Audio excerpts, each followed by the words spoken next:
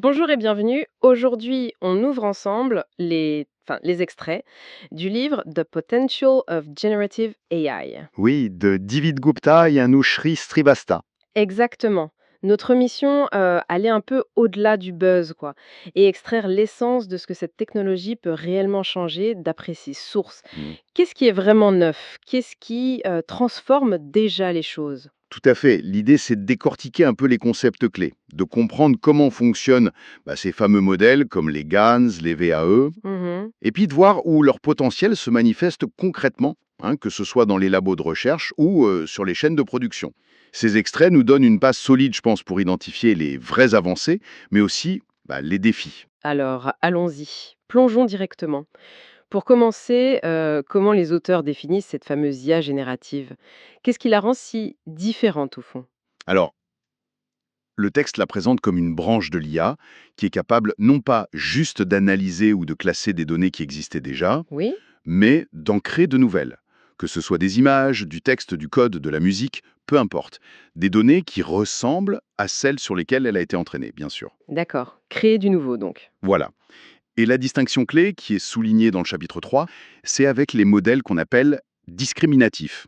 Eux, ils apprennent à distinguer, à mettre une étiquette, quoi. Est-ce que c'est un chien ou un chat? Classique. C'est ça.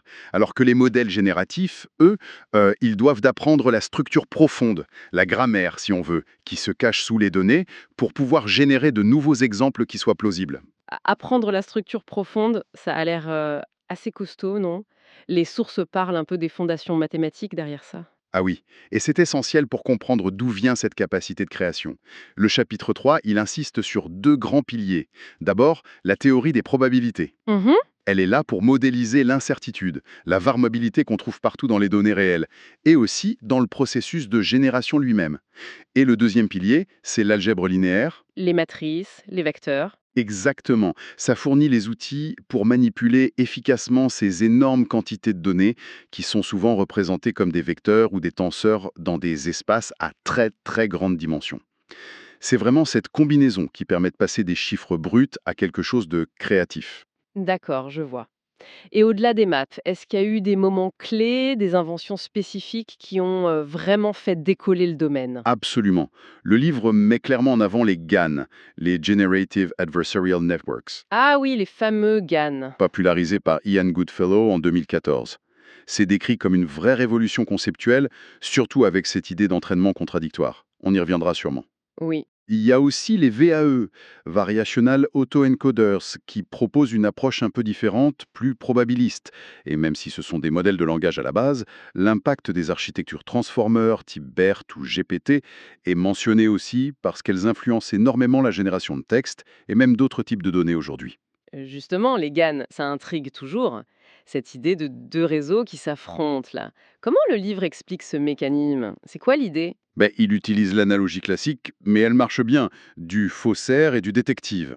Ah oui, On a un réseau générateur. Lui, son boulot, c'est d'essayer de créer des fausses données, disons, des images de visage qui soient de plus en plus crédibles. le faussaire. Les images, celles du jeu de données original, et les fausses créées par le générateur. D'accord.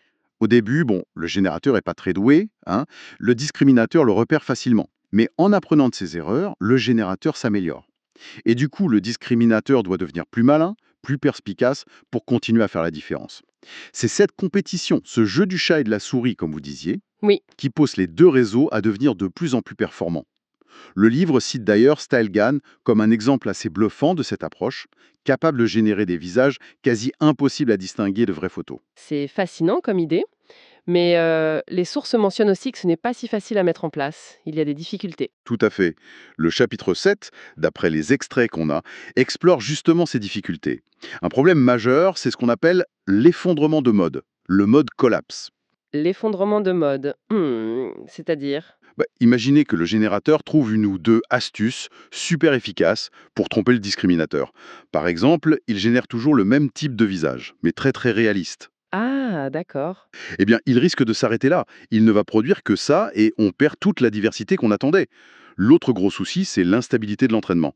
C'est parfois très compliqué de trouver le bon équilibre où les deux réseaux progressent ensemble. Ça peut osciller, diverger, c'est assez délicat. Et qu'est-ce qu'on fait alors? La recherche propose des solutions, le livre donne des pistes? Oh oui, oui, il évoque plusieurs axes de recherche pour pallier ça. Déjà, de nouvelles architectures de réseau. Il cite les capsules GANS, par exemple, qui essayent de mieux capter les relations spatiales entre les éléments d'une image. Mmh. Ensuite, de nouvelles fonctions de perte. La fonction de perte, c'est la mesure mathématique de l'erreur que les réseaux essayent de réduire. D'accord. Le livre mentionne la perte de Wasserstein comme une avancée qui aide à stabiliser l'entraînement. En gros, elle mesure la distance entre les données réelles et générées d'une façon un peu plus douce, ce qui évite que l'entraînement se bloque d'un coup. Et bien sûr, de nouveaux algorithmes d'entraînement pour mieux gérer cette dynamique de compétition. D'accord, c'est technique, mais je vois l'idée. Et l'autre grand type de modèle mentionné, les VAE, les Variational Autoencoders. Quelle est leur approche à eux, d'après le livre? Alors, les VAE, eux, ils ont une perspective différente, plus ancrée dans les probabilités. L'idée centrale, c'est d'apprendre non pas juste une compression de la donnée, mais une distribution de probabilités dans un espace plus petit, qu'on appelle l'espace latent. Une distribution de probabilité? Oui, imaginez cet espace latent comme une sorte de carte des possibilités que le modèle apprend à partir des données qu'on lui montre. L'encodeur, il prend une donnée d'entrée, une image par exemple, et il détermine une zone sur cette carte où l'information essentielle de cette image se trouve probablement. Une carte des possibilités? J'aime bien cette image. Et ensuite, qu'est-ce qui se passe? Ensuite, le décodeur peut prendre un point au hasard à l'intérieur de cette zone de la carte et le retransformer pour générer une nouvelle donnée. Et comme il pioche dans une zone, une distribution, plutôt qu'à un point fixe, il peut générer une grande diversité de sorties qui restent cohérentes. C'est ça leur force. Explorer cet espace latent pour créer des variations nouvelles mais plausibles. Ah, d'accord. Le livre compare d'ailleurs ça aux autoencodeurs classiques, qui eux apprennent un encodage déterministe, un point unique sur la carte, si on veut, ce qui limite forcément leur capacité à générer de la nouveauté vraiment variée. Et on les voit où ces VAES en action? Les sources donnent des exemples concrets? Oui, les exemples cités sont assez variés. Il y a Magenta Studio de Google qui utilise des approches similaires pour aider les musiciens à créer de nouvelles mélodies, nouveaux sons. Pour la musique, d'accord. Le livre mentionne aussi Daily d'OpenAI comme utilisant une approche inspirée des VAE pour la génération d'images à partir de descriptions textuelles.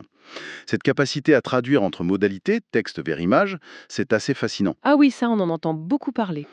Il y a aussi Librairie qui applique les VAE à la découverte de médicaments en générant des structures moléculaires candidates. Et bien sûr, on trouve des implémentations dans les grands frameworks comme PyTorch et TensorFlow Probability. Bien, alors, après la théorie, passons aux applications concrètes. Où est-ce que cette IA générative fait vraiment des vagues d'après les chapitres 2, 4, 5 et 6? Peut-être qu'on pourrait regrouper par type d'impact, par exemple tout ce qui touche à l'accélération de la découverte et du design. Ah oui, très bonne idée. Alors, pour l'accélération de la découverte, le domaine de la santé est vraiment emblématique.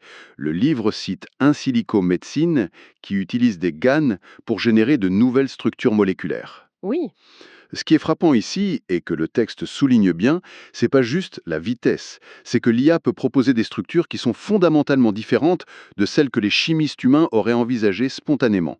Ça peut ouvrir de nouvelles voies thérapeutiques potentiellement. donc pas seulement plus vite, mais carrément différemment. Et dans le design industriel, on retrouve ça aussi. Oui, on retrouve une idée assez similaire avec ce qu'on appelle le design génératif. Popularisé par Autodesk, c'est mentionné dans les chapitres 2 et 6, l'idée c'est qu'on donne à l'IA des objectifs, par exemple une pièce plus légère, et des contraintes, les matériaux, les forces à supporter, les méthodes de fabrication, Mhm. et l'IA explore des milliers, voire des millions de designs possibles. Ford l'utilise pour l'aérodynamique, Airbus pour optimiser des composants d'avion, et le résultat, ben, souvent, ce sont des formes très organiques, très efficaces, mais qui défient un peu l'intuition humaine. L'IA ne se contente pas d'optimiser un design qui existe déjà, elle explore vraiment l'espace des possibles. C'est fascinant. Et l'impact sur la créativité humaine, la génération de contenu, c'est un autre grand domaine, non? Absolument, c'est un autre thème transversal très fort. Le chapitre 5 y est même entièrement dédié. On parle d'art génératif, où l'IA devient un outil, parfois même une sorte de collaboratrice pour l'artiste. Le projet The Next Rembrandt est cité. Ah oui, j'en ai entendu parler. Une IA qui analyse toute l'œuvre d'un maître pour créer une nouvelle peinture dans son style. Au-delà de l'art pur, le livre évoque l'aide à la création de contenu. Des modèles comme GPT-3, capables de suggérer des idées, de rédiger des brouillons de texte. Il mentionne aussi les expériences interactives, par exemple dans les jeux vidéo comme No Man's Sky, où des mondes entiers sont générés procédurellement. Ça donne des expériences uniques à chaque fois. Exactement. Ou encore la musique générée par IA via des projets comme Magenta de Google. Du coup, ça soulève la question, est-ce que l'IA remplace la créativité humaine ou est-ce qu'elle l'augmente? D'après les sources, on semble plutôt pencher vers l'augmentation, en tout cas pour l'instant. L'IA vu comme un partenaire créatif, un générateur d'options, un assistant qui peut prendre en charge des tâches un peu répétitives. Mais c'est sûr que cette collaboration redéfinit les compétences qui sont nécessaires et ça pose aussi des questions sur l'originalité, la paternité des œuvres. Des questions que le livre effleure apparemment. D'accord. Et un dernier type d'impact qu'on pourrait identifier, peut-être tout ce qui tourne autour de l'optimisation des opérations, de la prise de décision dans les entreprises là. Oui, ça aussi, c'est très présent dans les exemples. En finance, le chapitre 4 en parle. Au-delà des chatbots qui deviennent plus performants, l'IA générative est utilisée pour simuler des scénarios de marché très complexes, par exemple pour la gestion des risques. Ah oui. PayPal est cité pour l'utilisation des GANs dans la détection de fraude. L'idée, c'est qu'en apprenant très finement à quoi ressemble une transaction normale, eh bien, le modèle devient hyper fort pour repérer les anomalies, même très subtiles. Malin. Dans l'industrie, les chapitres 2 et 6 parlent d'optimisation de la chaîne d'approvisionnement. P&G et Walmart sont mentionnés pour l'utilisation de l'IA dans la prévision de la demande, la gestion des stocks. Et même en robotique, avec des robots qui deviennent plus adaptatifs, chez Nissan par exemple, ou dans l'urbanisme, Singapour, Toronto sont cités pour optimiser les infrastructures urbaines. C'est un panorama vraiment impressionnant. Mais avoir la technologie, ça ne suffit pas toujours. Le chapitre 6 se penche justement sur la stratégie d'adoption en entreprise. Qu'est-ce qui fait la différence entre une simple expérimentation et une vraie transformation réussie? Oui, c'est un point crucial qui est abordé dans ce chapitre. Il suffit pas de saupoudrer un peu d'IA générative par-ci par-là. Les stratégies qui marchent vraiment, d'après les extraits, elles reposent sur plusieurs piliers. D'abord, avoir une feuille de route claire, une implementation roadmap qui soit alignée sur les objectifs business réels. Logique. Ensuite, et ça c'est fondamental, la collaboration interfonctionnelle. Il faut faire dialoguer les experts en IA, les spécialistes du métier concerné, l'IT, le juridique. Personne n'a toutes les clés tout seul. La collaboration, on y revient toujours. Et les données, j'imagine que c'est toujours aussi crucial. Évidemment, la qualité, la quantité, l'accessibilité des données, ça reste le nerf de la guerre. Sans bonnes données d'entraînement, les modèles génératifs, même les plus sophistiqués, ils produiront des résultats au mieux médiocres, au pire biaisés. Le livre assiste beaucoup là-dessus. Les exemples d'entreprises comme Ford, Eli Lilly, Nike ou P&G qui sont cités, ils illustrent probablement ces stratégies bien mises en œuvre. Exactement. Eli Lilly est mentionné pour sa plateforme de découverte de médicaments, la DDP, Mike pour son système GSD pour le design de chaussures. Ce ne sont pas juste des projets techniques isolés, ce sont vraiment des intégrations stratégiques qui visent à transformer un processus clé de l'entreprise. Le chapitre souligne aussi d'autres points importants. L'apprentissage continu, parce que la technologie évolue à une vitesse folle. C'est clair. La gestion de la propriété intellectuelle, c'est une question complexe, hein. Qui possède quoi quand l'IA co-crée? L'intégration des retours utilisateurs pour affiner les modèles, et bien sûr la conformité réglementaire, qui est un enjeu de plus en plus important.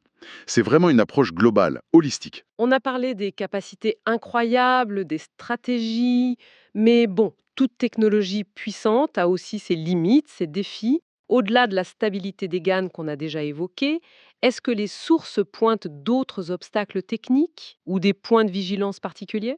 Oui, même sans entrer directement dans le grand débat éthique, les extraits soulèvent des défis techniques et pratiques qui sont inhérents à ces modèles. On a parlé de l'effondrement de mode et de la stabilité des GAN, ça reste des sujets de recherche très actifs. Un autre défi, c'est le contrôle fin de la génération. Le contrôle fin? Oui, comment on s'assure que le contenu généré respecte précisément des contraintes spécifiques qu'on lui donne, ou qu'il évite certains écueils, certains biais. C'est souvent plus facile à dire qu'à faire. Et la question de la boîte noire. Est-ce qu'on arrive à comprendre pourquoi un modèle génère ce qu'il génère? C'est un autre point qui est mentionné sous l'angle de la transparence et de l'explicabilité ou interprétabilité, surtout pour des modèles très complexes, comme ceux qu'on utilise aujourd'hui. C'est difficile de tracer exactement pourquoi telle image ou tel bout de texte a été produit. Les sources évoquent des techniques de recherche comme LIME, Lime? Local Interpretable Model Agnostic Explanations. Ce sont des méthodes qui essaient de fournir des explications locales sur des décisions spécifiques du modèle. Mais c'est encore un domaine en plein développement. Et ce manque d'explicabilité, ça peut clairement être un frein à l'adoption dans des secteurs critiques, comme la santé ou la finance. Je comprends. Et est-ce que le livre évoque aussi, même techniquement, le potentiel de mésusage de ces capacités de génération? Oui, la capacité à générer du contenu très réaliste, images, vidéos, les fameux deepfakes, mais aussi du texte, est présentée comme une conséquence technique directe des progrès réalisés. Si le livre ne s'étend pas énormément sur les implications sociétales dans les extraits qu'on a, cette capacité est intrinsèquement liée au défi de la désinformation, de la manipulation. C'est un aspect technique dont les développeurs et les utilisateurs doivent être conscients. Bien compris. Donc, c'est un paysage technologique très puissant, mais qui vient avec ses propres défis de maîtrise, de contrôle et de compréhension. Tout à fait. La puissance de génération est là, c'est indéniable, mais la finesse du contrôle, la robustesse des systèmes et la transparence de leur fonctionnement, ça reste des axes de travail importants, comme le montrent bien les sources. Oui, des modèles fascinants, mais qui ont aussi leurs propres défis techniques, on l'a vu, hein, la stabilité, le contrôle fin. On a vu des applications qui touchent déjà à la découverte scientifique, au design, à la créativité artistique, à l'optimisation industrielle, financière, et ce qui suggère quand même un potentiel de transformation assez large. Et on a vu aussi que pour les entreprises, le succès, ça ne réside pas seulement dans l'adoption de la technologie elle-même, mais dans une intégration qui soit stratégique, collaborative et basée sur des données de qualité. En effet, ces extraits nous dépeignent une technologie qui avance très vite, qui est pleine de promesses pour augmenter nos capacités, mais qui demande aussi une compréhension assez fine de son fonctionnement et de ses limites actuelles. Ça nous laisse peut-être avec une question pour la route, non?